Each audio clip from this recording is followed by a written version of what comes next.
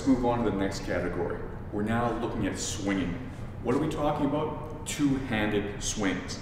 Basically, it's the same as clubbing, but the person has a longer reach and more impact. Common things are baseball bats and pool cues. Because of the added weight and reach, you're in a lot more trouble.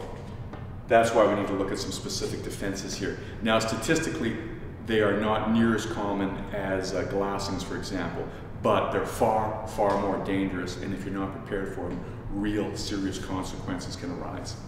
Let's look at some defenses.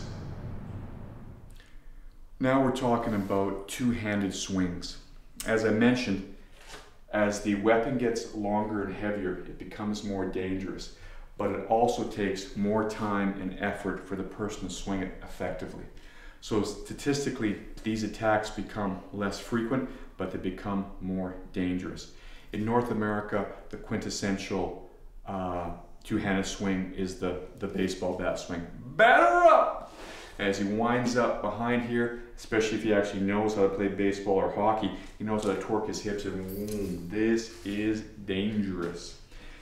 We got a couple of approaches to this, and we're going to start again looking on this sliding scale that really helps. With dangerous weapons like this, you want to try to take every opportunity you can to try to defend early. It could be a baseball bat, it could be a golf club, it could be a tire iron, anything that's heavy and has to be swung with two hands.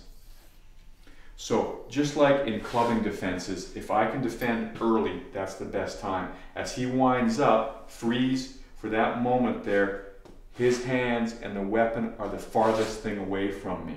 So what I want to do is the same type of cobra block and try to smother the attack early. The difference is I've got two hands trapped in here, and I got to be much, much tighter and hold on to them. There's a couple of things we can do from here, but let's go back and make sure we got the details.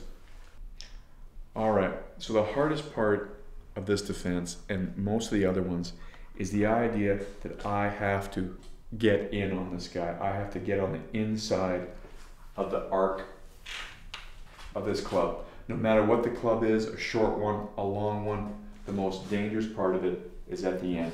That's where it's moving the fastest. There's the most momentum and velocity behind there. But even without the flinch reflex, the natural inclination of people under a stressful situation is to back up.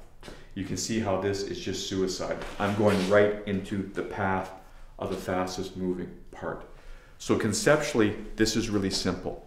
To be able to do it under stress is the difficult part, and all it takes is simple, repetitive drilling from 1 to 3,000 repetitions to just to begin. Somewhere between 3 and 5,000 would be a better idea. I have one opportunity to jam this attack early. If I hesitate for even a split second, I'm losing a lot of that opportunity. I have to get used to pouncing on my opponent. If I want to defeat somebody, I have to pounce on them like an animal. Animals don't crawl around the watering hole, and then when the lion sees a zebra, they don't stand back and paw at it. They jump on the thing, and they get all their body weight, all their force, all their ferocity. So basically, as a human being, I'm still more dangerous the closer I get to my opponent. So as soon as I see him wind up, I need to pounce on him, and one of the simplest ways to stop him early is the same kind of cobra lock. The problem is I've got two arms in here, so I just have to be tighter. I got to be in control. Now, once again, in the old days, we would go to the side, step in front, do a hip throw. But we still have the same disarm. We still have the same option. It's just more difficult because he has two hands on his grip. So we're going to use this arm in the same way to try and force the handle to the weak point of his grip where his fingers are. But I'm going to use this hand to help me add some leverage and break the leverage of his grip. Here's what I'm talking about. Hold the bat or the pipe in this case.